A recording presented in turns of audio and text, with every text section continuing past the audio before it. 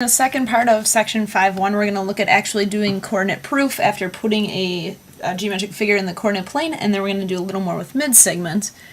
The first thing we have to do is do a quick review of some of these important formulas for the coordinate plane.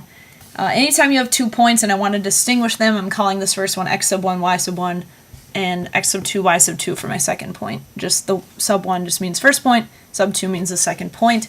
You should remember all of these. We did them earlier in the year. Now, distance formula, the distance between 2 points, it was really an extension of Pythagorean theorem. Because we said distance between 2 points, you look at the one leg that goes left or right, the other leg that goes up or down, and going left or right is x, and to figure out the length of that leg, you subtract the x's. And of course, with Pythagorean theorem, we do legs squared, plus the other leg squared. Now, the other leg, though, goes up or down, which is y. And again, we subtract the y's to figure out how much you go up or down, square that, and remember that would be hypotenuse or distance squared. That's why we took square root to just get the distance. Now, midpoint formula makes even more sense because you think midpoint is the middle of 2 points. And to find the middle of two things, you find the average, which means you add or divide by 2. In this case, since we're just finding a new point, I'll call it m for midpoint, you're finding the middle of these two x's and then the middle of these two y's.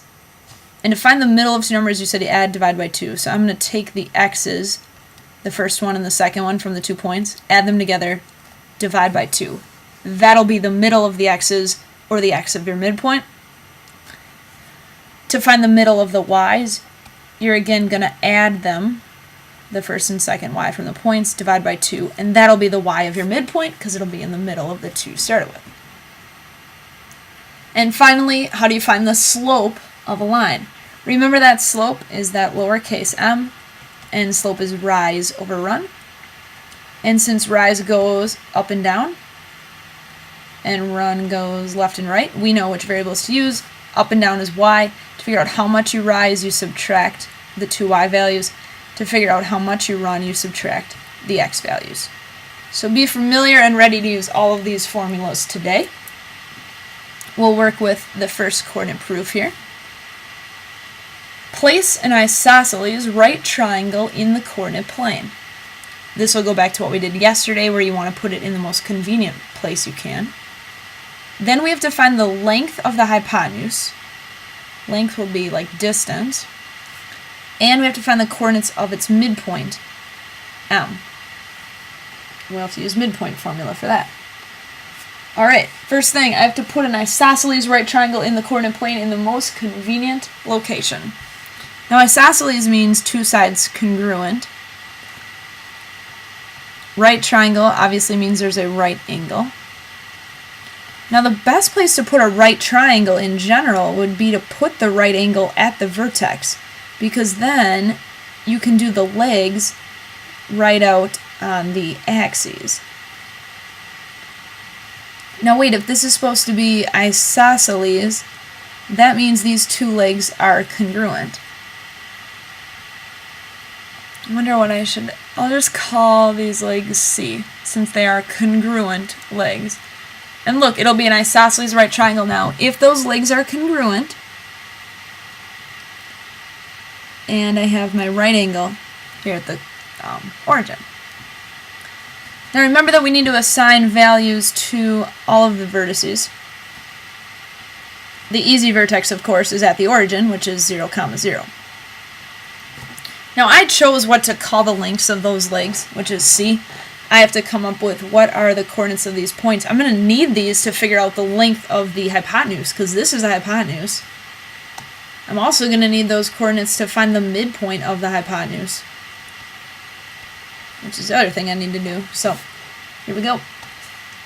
What are the coordinates of this point? I went to the right. I did not go up or down. And how far did I go to the right? Whatever I'm calling the length C. I didn't go up or down, so y is 0. My point here is C, 0. For this point, I got to write my point. I did not go left or right, so x is 0. But I did go up. I went up whatever that length C is. And I'm going to highlight these because I need to use these 2 points, the first thing I'm supposed to find is the length of the hypotenuse. Which really, the length of this hypotenuse is going to be the same as distance of the hypotenuse, or use distance formula. Now, I know with distance formula I have that big square root, and I know I'm supposed to subtract the x's and square it, plus I'm supposed to subtract the y's and square that. Okay, subtract the x's, square it. The x of this point is c, minus the x of this point is 0. Then I subtract the y's. The y of this point is 0, minus the y of this point is c. Alright, let's see where we're at here. C minus 0 is just c squared, plus 0 minus c is a negative c. I'm going to put that in parentheses because I'm squaring it. Distance equals square root of.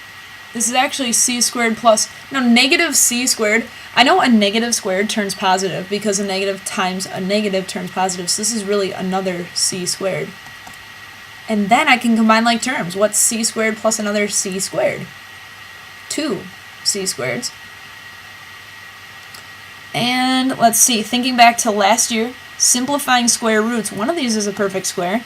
I don't know the square root of 2, it's irrational, it's not a perfect square, but what is the square root of c squared? The square root of c squared is c. So I'm actually figuring out that my distance is, c is outside of there, I took the square root of c squared, got c, and square root of 2. So there's the distance, or the length, of the hypotenuse. And then we need to find the coordinates of the midpoint M. Alright, midpoint formula, what do you do for that? You find the middle by adding, dividing by 2, right? So I add the x's divided by 2, I add the y's divided by 2. The x's are 0 and c. I add those, I divide by 2. The y's are c and 0. I add those, divide by 2. 0 plus c is just c divided by 2. C plus 0 is just c divided by 2. And that's about as good as a midpoint gets. It's c divided by 2, comma c divided by 2. Which kind of makes sense because it's going to be basically half of c and half of c, and the midpoint would be right there. So this is our first example of coordinate proof. You'll be doing a few of those things today using maybe distance, midpoint, or slope. And this is a great example here, dealing with midsegments, because we talked about that yesterday. We'll continue to do that today. Remember that a midsegment connects the midpoints of 2 sides of a triangle. It's also half the length of the third side and parallel to that third side. And we're going to use that fact as we do this example here. Alright, points S, R, and T are midpoints.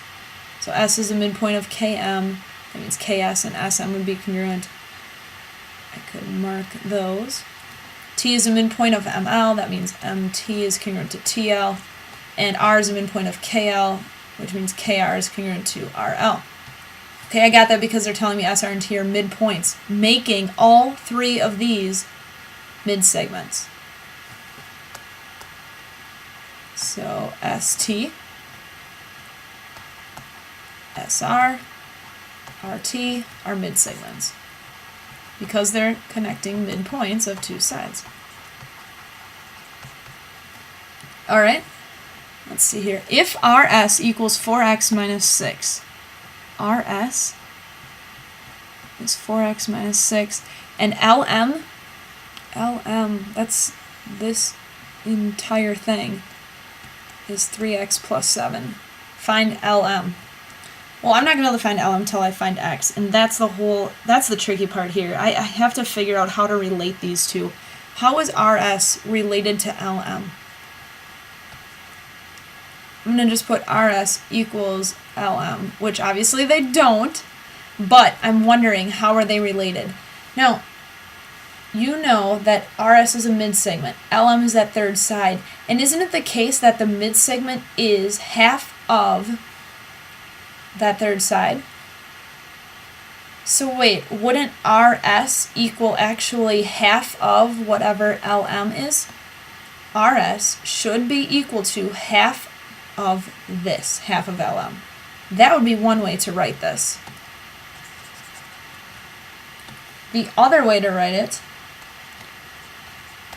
is there another relationship I could do between RS and LM? Well, could I maybe take this length and do something to it to get this whole thing? What if you took RS and you multiplied by 2? 2 times RS equals LM, because RS times 2, yeah, you double RS, because really this could have 2 tick marks, right? Just like these. You double RS, you get LM. Either one of these equations would be totally fine to use to try to figure out X, and then to figure out what the length of LM is. It's up to you which of these to use. Either way, you're going to have to distribute and solve. I guess I kind of like this one better because it doesn't involve a fraction. You're doing 2 times this to get the full length of LM. So I'm going to use this one. But I'm going to plug in what I know. So I'm really doing 2 times what RS is. And RS was 4x minus 6 they gave me. And I know that should equal whatever LM is, which is 3x plus 7. And now I can solve. Do some algebra. Distribute. 2 times 4x is 8x. 2 times negative 6 is negative 12. Subtract 3x on both sides. So that'll just be 7 over there. 8x minus 3x is 5x minus that 12 equals 7. Add 12 on both sides. 5x equals 7 plus 12 is 19. And 19 divided by 5 would be 3.8. So I found the value of X, but I should find LM. That's what they told me to do ultimately.